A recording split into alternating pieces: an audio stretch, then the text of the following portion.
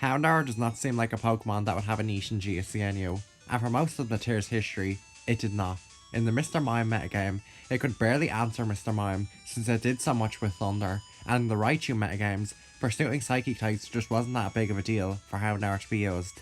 When Raichu and the Water types were banned, however, Xatu took over the tier, so this would be prime Houndour time, right?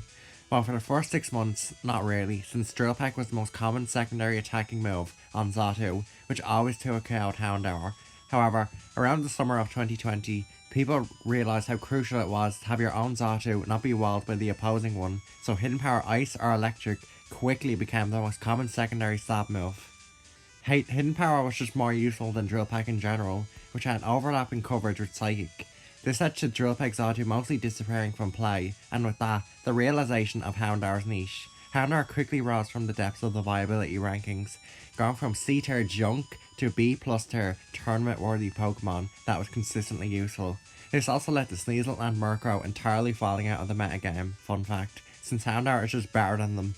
So let's see Houndour's effect on GSCNU. Houndour exists almost solely to wall Hidden Power Xatu, and as it flees, do a huge amount with Stab Pursuit. That is essentially Houndour summed up. It is like how Chinchou exists mostly just to wall Octillery, and then be kind of annoying to switch into after that. Houndour's special attack set is actually quite good for GSCNU standards, with Pursuit always 2-KOing Xatu.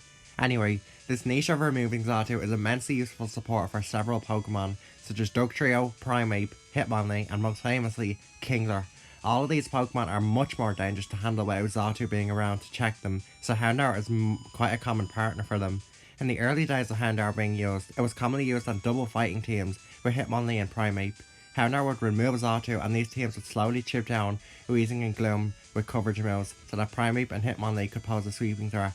These teams are still decent today, but they have fallen off in viability quite a lot. Instead, the most common Houndour structure these days is Kingler plus Houndour and Power Spam.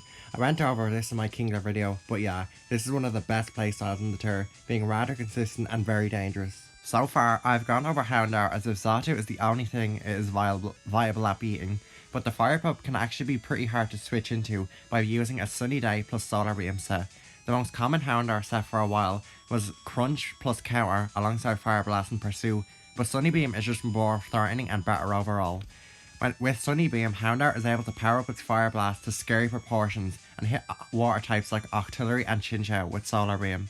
Overall, Houndour is quite a good Pokemon in GSCNU, but it obviously has its flaws. Its stats outside of its special attack star are very low, so it is OHKO'd by any halfway strong super effective attack. This is worsened by its weaknesses to all of water, ground and fighting.